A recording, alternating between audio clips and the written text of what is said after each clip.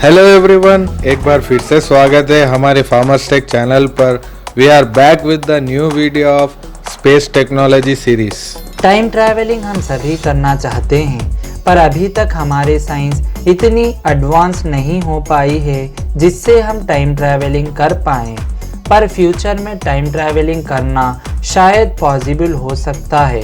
आज के इस वीडियो में हम आपको 8 ऐसे तरीके बताएंगे जिससे टाइम ट्रैवलिंग किया जा सकता है।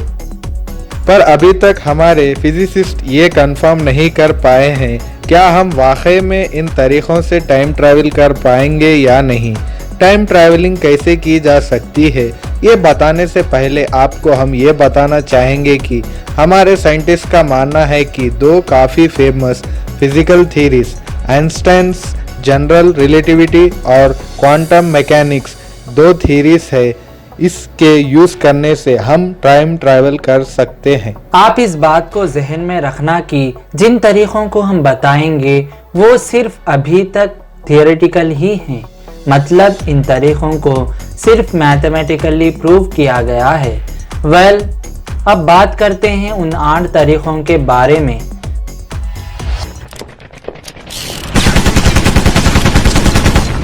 Let's start the video.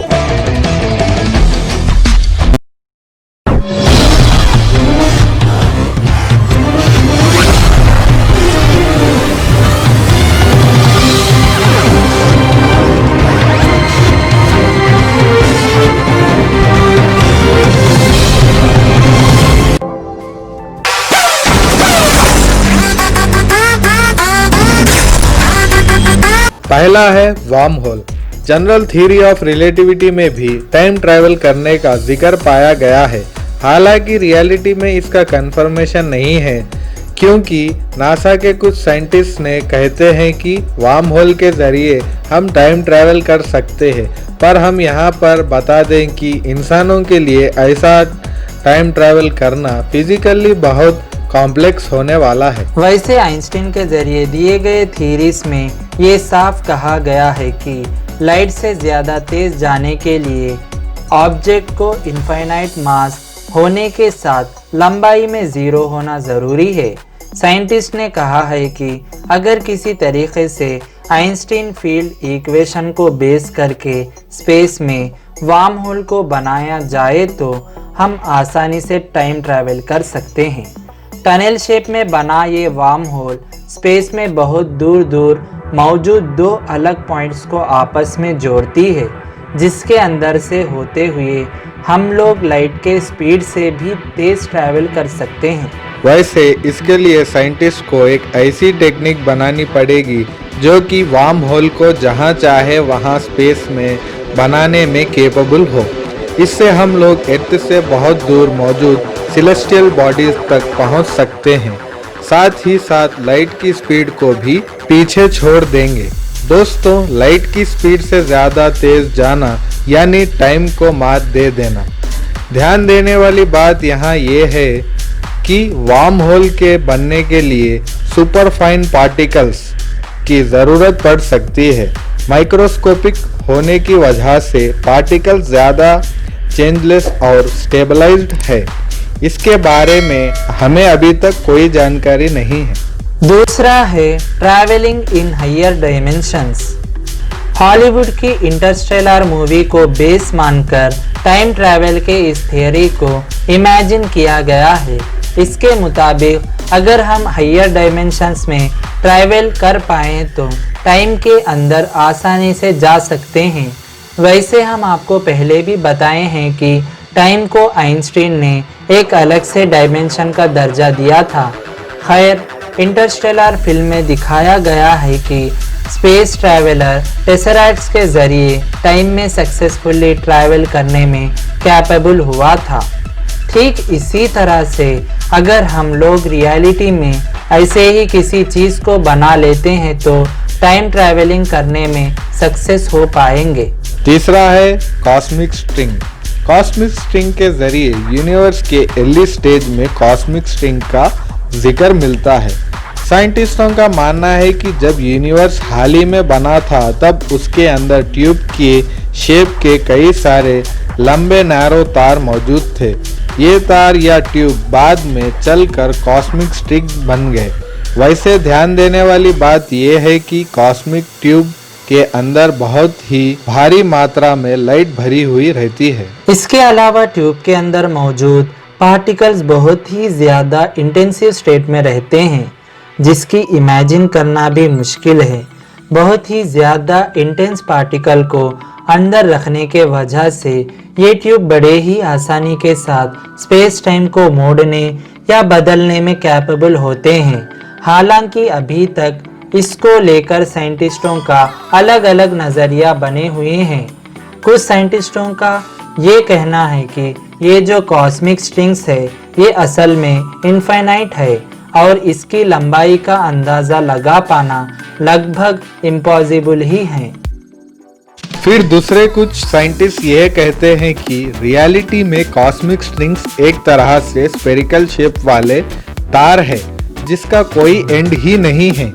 Cosmic strings से जुड़े सबसे इंटरेस्टिंग बात तो ये है कि टाइम ट्रैवल करने के लिए हमें कम से कम 2 कॉस्मिक स्ट्रिंग की ज़रूरत पड़ेगी। 2 इसलिए कि जब कॉस्मिक स्ट्रिंग्स पास पास आ जाते हैं तो ये स्पेस टाइम को बदल देते हैं, जिससे हम टाइम ट्रैवल भी कर सकते हैं। फोर्थ वे है ब्लैक होल के जरिए। ब्लैक होल एक ऐसी चीज़ है जिसके बारे में ज़्यादातर लोगों की नेगेटिव सोच ही रहती है।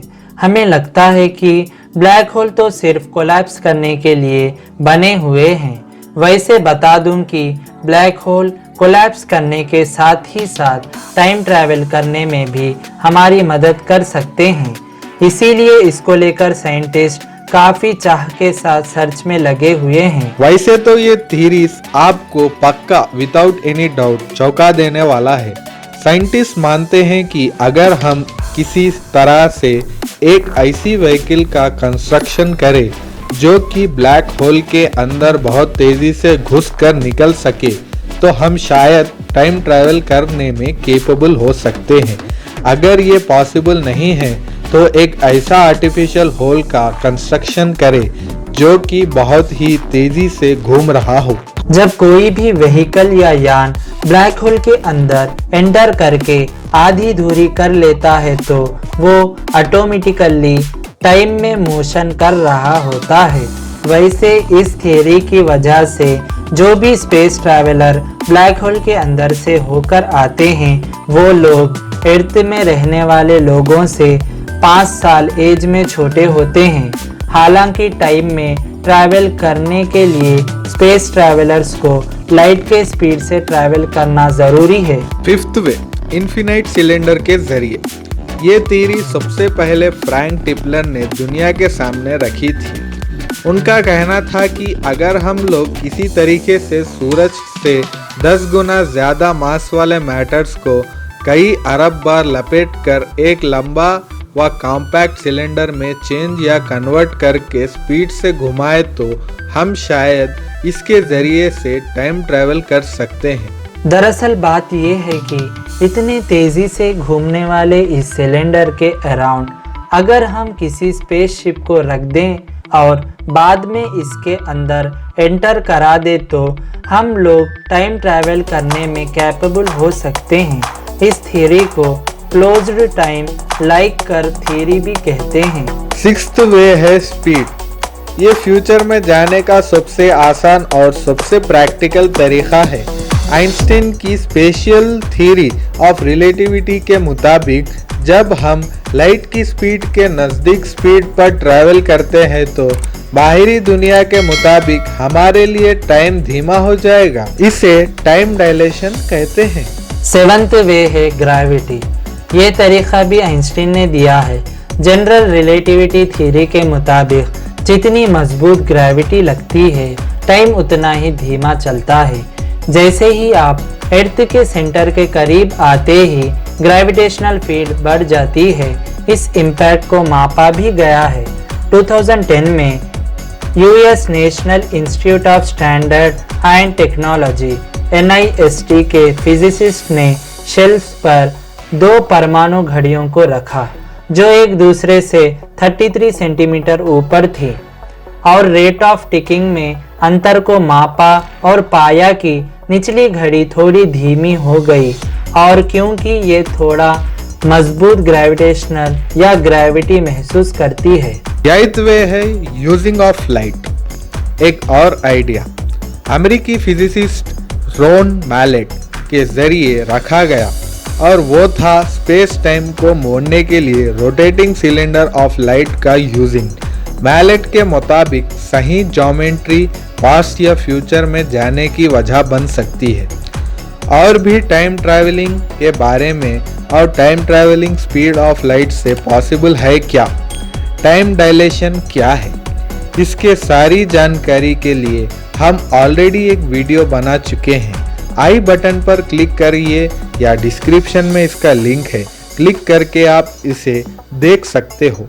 दोस्तों, अब आप बताइए कि क्या हम लोग कभी टाइम ट्रैवल करने में सक्सेसफुल हो पाएंगे? क्या हम टाइम में एक से दूसरे एरा या युग में जा पाएंगे? आपको इसके बारे में क्या लगता है? कमेंट करके हमें ज़रूर बताइएगा। वैसे आपके लिए और एक क्वेश्चन ये भी है कि मान लीजिए किसी तरह इंसान टाइम ट्रैवल करने में सक्सेसफुल हो भी गया, तो आप टाइम ट्रैवल करके किस चीज़ को बदलना चाहेंगे या कौन सी जगह जाना चाहेंगे? आप लोगों के कमेंट का हमें इंतज़ार रहेगा। अगर आपको ये वीडियो अच्छी लगे तो वीडियो को लाइक करिए, शेयर करिए और हमारे चैनल को सब्सक्राइब करिए ऐसे ही इंटरेस्टिंग और नॉलेजफुल वीडियोस देखने के लिए। Well, we will back with the new video of Farmers Tech very soon. Till then, take care and keep watching.